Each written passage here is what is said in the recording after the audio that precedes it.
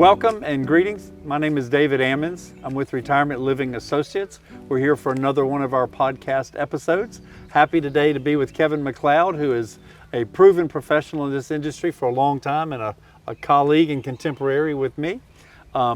This is a combined effort with Retirement Living Associates and Retirement Resource Guide, and we're happy to continue to try to look at in our Retire Wise podcast just kind of behind the scenes or the people behind the industry and get a good view of everything that's going on. So Kevin, welcome. Thank you for being here today.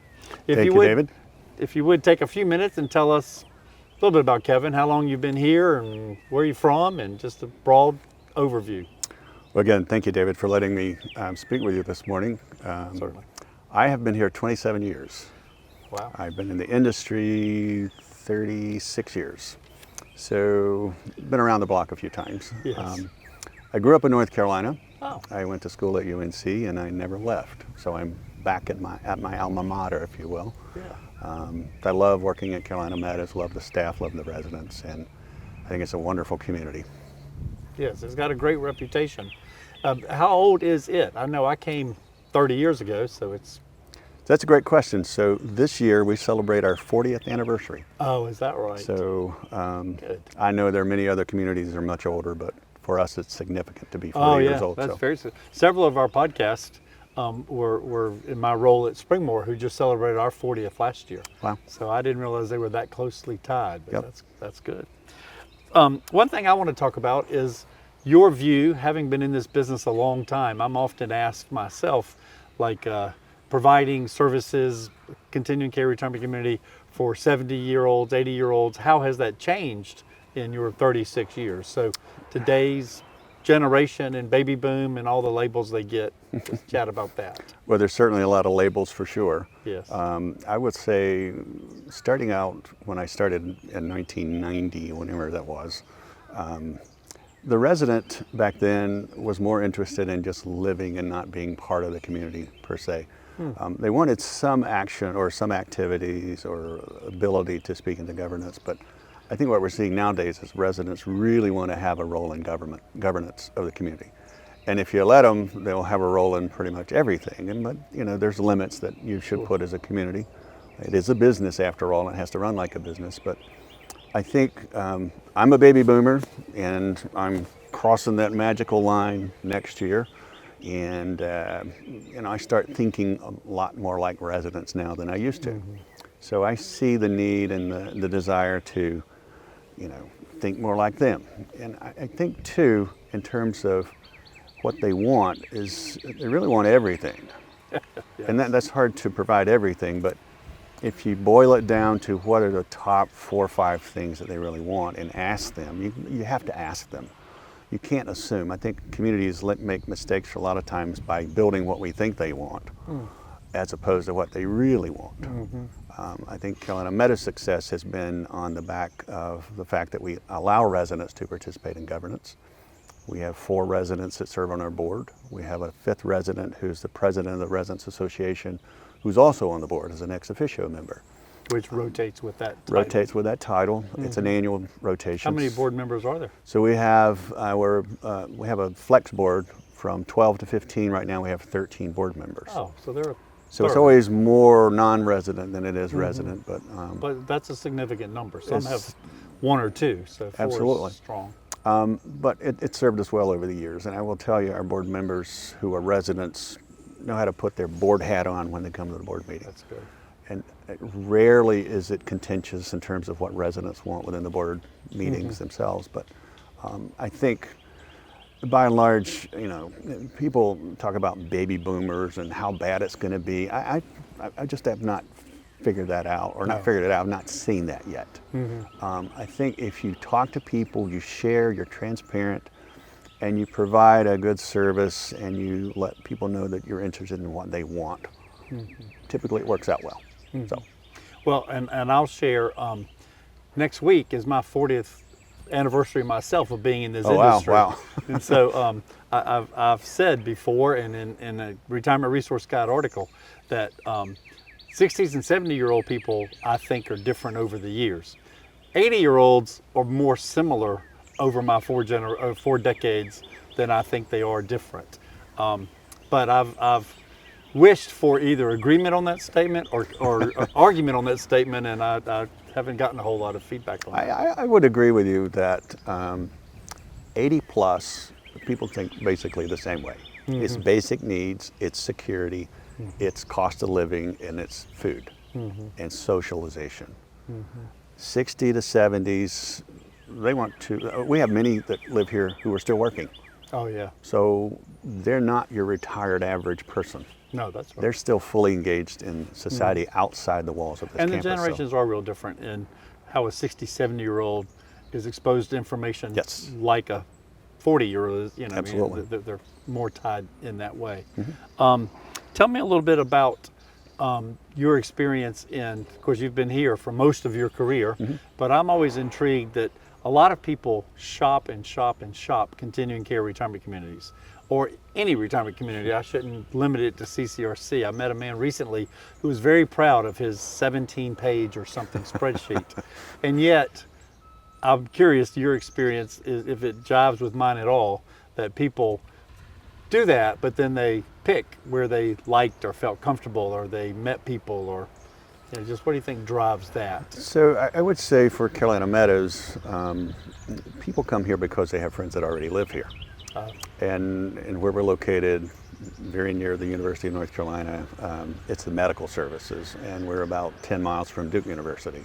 So again, medical services. I have retired faculty that live here that are from the UNC Medical School, from the Duke Medical School, and they draw other people to Carolina Meadows because they have friends living here.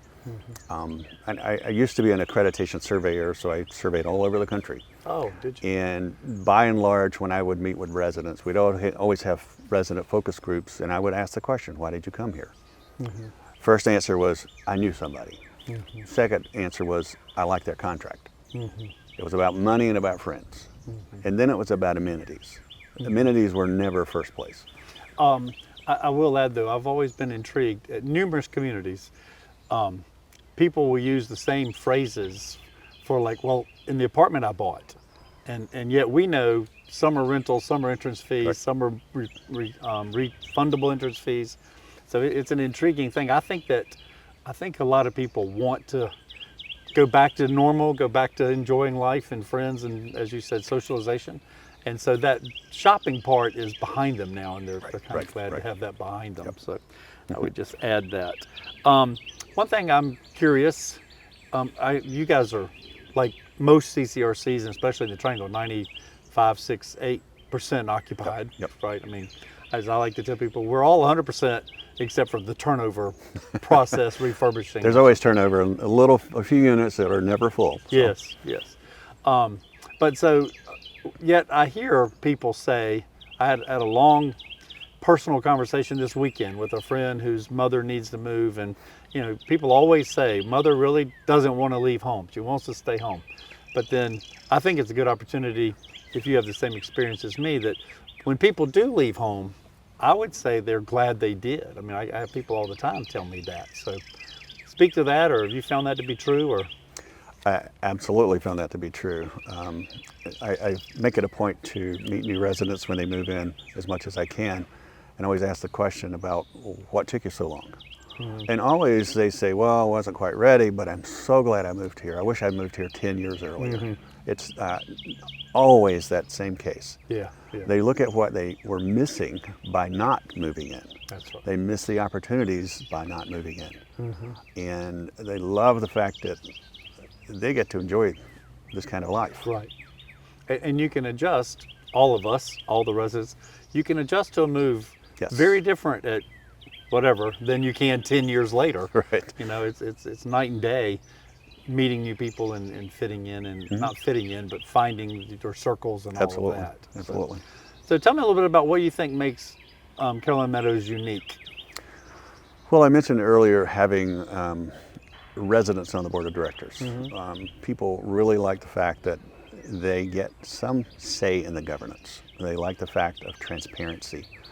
When we do our financials, quarterly financials, we share those with the residents. We share everything we share with the board with the residents, except salaries. So they're in the know. We have a few residents who would like for us to share it on a monthly basis. Monthly is a little bit too much. You can't really tell a whole lot of difference from month to month, but you look at quarters because we're already filing quarterly reports with bond folks and so forth. So, but I think transparency, having residents involved in leadership, I think the size of this campus is important because people have lots of opportunities, lots of hiking trails around here. The proximity to medical care like Health or UNC and Duke, that's been a driver for a lot of people coming here. And just the fact that there's a university setting, because we have a lot of retired faculty, they like the academic side of Carolina Meadows. In fact, the residents started something called Carolina Meadows University. Oh, so nice. They themselves bring world-class speakers in, and they do like a university lecture section or sessions. So they really like that. Yeah. Food is a driver too. If you serve bad food, you just shot your marketing. Yes. You've got to serve good food because people love to eat, and that's part of their socialization to have good food and a place to dine and eat well. So, Are the residents, I know, how many residents did you say you have?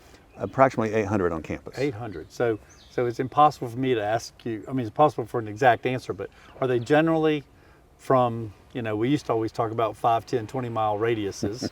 That's long gone, I think. Yep. But are they generally local, sort of, or generally? That's a great question. We look at our primary market area, and it is about a 25-mile radius from Carolina Meadows.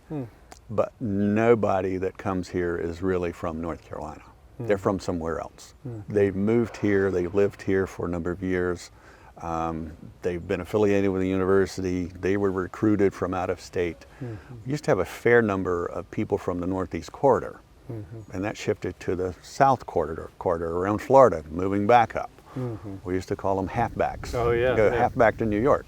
Sure. But a lot of Northeastern folks that live here, but very few true North Carolinians move in here. Yeah, I work, as you know, also in Cary, and I'm always intrigued to ask people where they're from, and they'll say Northeast corridor. They don't call it that. They'll tell you exactly. Poughkeepsie or Syracuse or whatever. And I'll say, how long have you been in the triangle? Oh, 31 years or 25 years. Exactly. So it's an intriguing thing that they could be local in some ways, but they're still very much tied to. They've been here long enough to be local, but they're from someplace else. Exactly Yes, right. yes. Exactly right. Depends on how you view that question. What is the future for Carolina Meadows? 800 residents is large. Are you larger yet to be, or?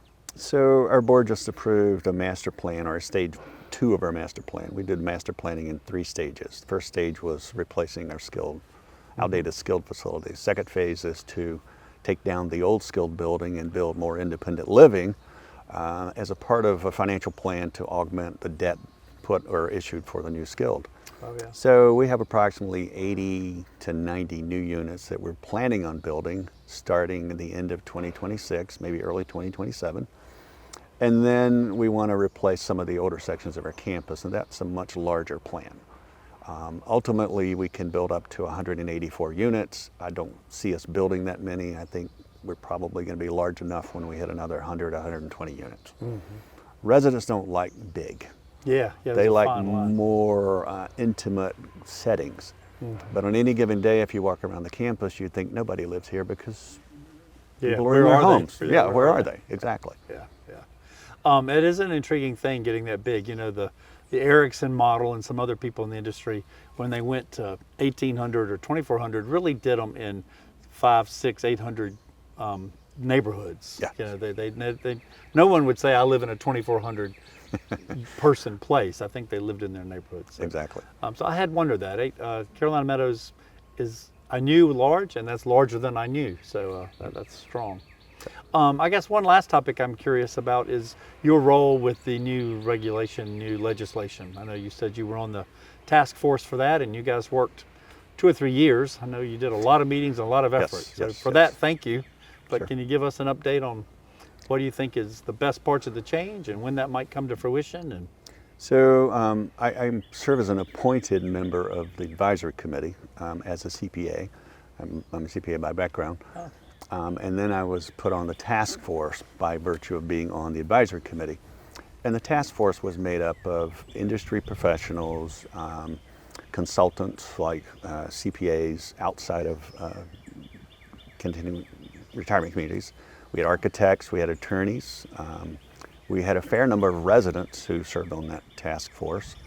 And there have been many task forces, subsets of the task force, for example, looking at home care, looking at entry fee refunds, related party transactions, dividends, and those kinds of things, which I think have really given the Department of Insurance a little bit of headache from time to time. But as far as the new legislation, it went from about 10 pages to about 55 pages. But there's a lot of stuff in that legislation that we all think was good, and it was a combined effort by the residents, by the industry professionals, and the consultants, and the Department of Insurance to come to agreement. And I would like to commend Jeff Trindle for putting this process together, because he said, first of all, we want to protect the regulations that are here. We don't want to add more, but we don't want to take anything away. We want to make sure the residents are protected. We also want to make it a business-friendly state for senior living. Now you question the fact that... That's great. Yeah, but Insight. you question 55 pages, is that friendly?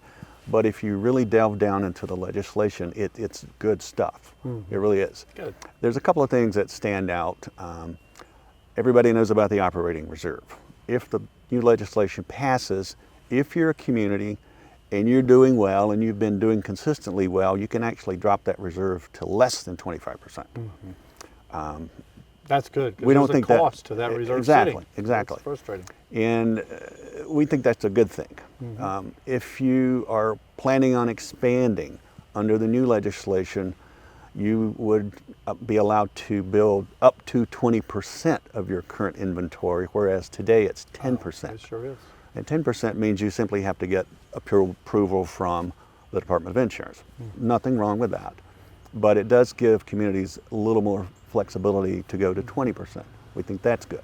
Yeah. In the new legislation, it does give the Department of Insurance some additional tools to look at financial solvency of communities, financial stability and health by looking at key ratios. We don't normally report those to DOI, but now we would report those on a quarterly basis just to simply say, here are the things you really should be looking for. If you're concerned about a community from a financial perspective, here's what the rest of the world looks at in terms of key ratios. All the bond folks look at days cash on hand, debt coverage reserve. Primarily, why not have DOI look at that too? We're already providing that information. Yeah, and it's public. It's public. If you're exactly. bonds, it's public. Exactly. So, yeah, Absolutely. that's interesting. But the current legislation does not allow DOI to do that. So that's a little bit weird, but and it'll be a little hard because some communities are structured different Exactly. enough that it's hard Exactly. to use the same measure. But Exactly. they're Exactly. going to have to try that a little bit. So yeah, and I think that's it does give DOI some leeway to say, we'd like to see this versus that. If you are a consolidated entity and you're looking at a CCRC, they're going to want to look at just the CCRC, not the consolidated. And that can be done, but that's a little bit of a headache for the community. yeah. One topic that I wanted to talk about today and I forgot. So while I said that the legislation was the last one, I'd like to go back to tell us a little bit about your Early Advantage program and how Sure, that works sure. for you, because you said you have 800 residents on campus, Yes. which is a huge statement in itself, because that means you view those Early Advantage people as residents. And as We you know, do. some programs do and some programs don't. So speak to that if Yes, you would. we view our Early Advantage residents as full-fledged residents. In fact, they have a contract, Early Advantage contract. Primarily, people who are on the Early Advantage program are already in our catch basin, if you will. They are what we call to or refer to as ready folks. Oh. They've basically sold their homes. Most of the time, or selling their home would be relatively quickly. They paid an additional deposit based on the highest value of the unit that they would move into. And over the last 5 years, we've seen about 40% of those folks move right into our campus. We When you have something open up, it yes, just- we backfill pretty easily from a waiting list for the Early Advantage. Now, they have all the rights of a resident. They can attend anything on campus. They get the resident rates. They're just full-fledged residents, but they live off campus. They're still in their home. Still in their home. We can provide transportation for them. We can allow them to come to our medical clinic on campus. They come and actually use our doctors. We have UNC physicians, and we have our own doctor here. It's our employee. So it's sort of the best of both worlds. There's a small fee, monthly fee, and a small entry fee, but they've already paid the entry fee by virtue of being ready list members. Is there a max to that? How many people can be early advantage? We put an arbitrary, or not arbitrary, but we said 120 because we think beyond that it gets a little bit problematic. Yeah. And DOI wants to make sure you've got capacity to meet that need. That's what I was going to say. I'm assuming from an insurance, actuary point of view, so to speak, that there's some thing there. And it's intriguing to me because some retirement communities will tell you they have a 900 person waiting list or a 1,300 person waiting list, and I think they do, but we all know most of those people aren't ever going to actually get to live there. So True. the early advantage to me, what's the term you use? A catch basin? That's a great. I call it a catch basin. Call it your, I don't know. No, but what I you wanna like call that it. phrase. That's what I was getting yeah, at. Was that's different than I just left a deposit and I'm not really thinking about coming. That's very different than that. So Our waiting list is about 1,300 right now. oh, there you go. Out of that 1,300, there's 100 that are on the early advantage that are under the ready list, and then the rest of the folks are on the waiting list. Now, we all know everybody's on somebody else's waiting list, No, that's most right. likely. That's right. That's right. And it's a matter of when the number comes up. Yeah, that's right. And that's good. I think sometimes it's they view it as a good insurance, and it is Absolutely. exactly that. So good. Anything else you'd like to add? I appreciate your time today and have enjoyed getting to know you a little better and talking through the industry. I don't think so, David, but I appreciate the opportunity to comment, and I think the questions are right on point, and Good. thank you very much. Good. Thank you, sir. Good to see you. You too. All right. Thank you.